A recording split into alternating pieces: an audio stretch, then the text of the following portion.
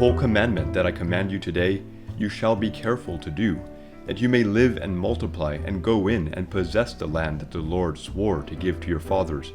And you shall remember the whole way that the Lord your God has led you these 40 years in the wilderness, that he might humble you, testing you to know what was in your heart, whether you would keep his commandments or not. And he humbled you and let you hunger, and fed you with manna which you did not know, nor did your fathers know, that he might make you know that man does not live by bread alone, but man lives by every word that comes from the mouth of the Lord. Well, I've thought about these verses a lot over the years.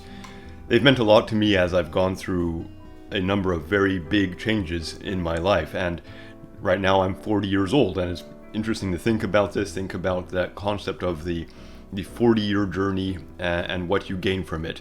Now, with the case of the children of Israel, in Deuteronomy 8 here, they know when their journey starts and where it's ending and what the whole goal and purpose is.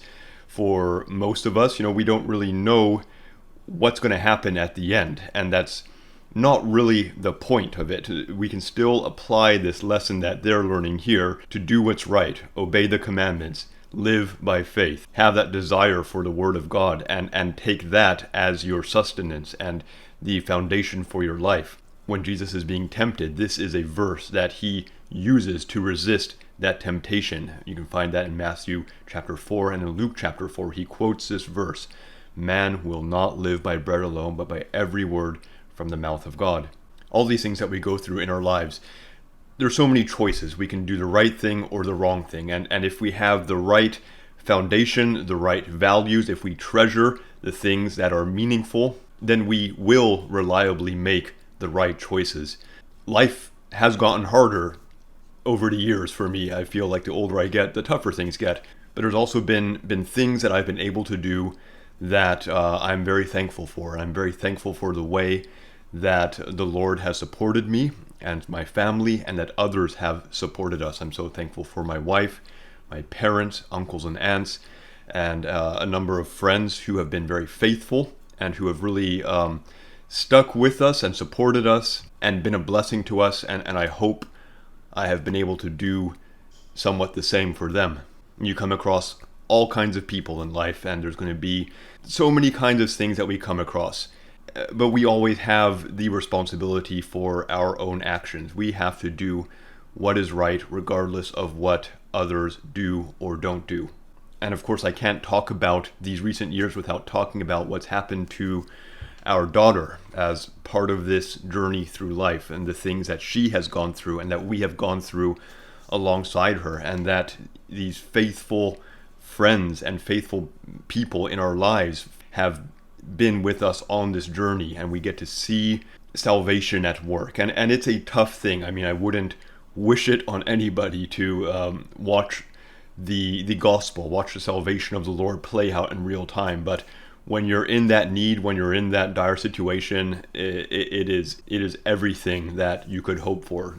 So we have these journeys, these periods of time, the way that we're being tested, the way we can do the right thing or the wrong thing according to what we know, the things we value, the things we hold dear, the things that we base our lives on. There's definitely good things happening in this world. I don't know where this journey ends or what it leads to.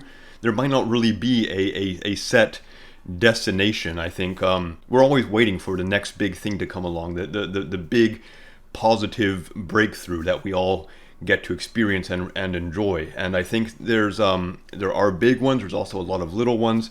I am very, very hopeful for our children, for this next generation that's coming along.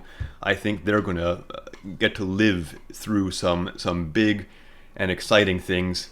And maybe my generation will too. I just don't know. But regardless of what I get to see in my life or where my journey takes me, I want to live it with a sobriety, with a respect for what I know is right, and a foundation built on the commandments, the things that I've been taught, the things that I know will lead to a life that is a benefit to those around me.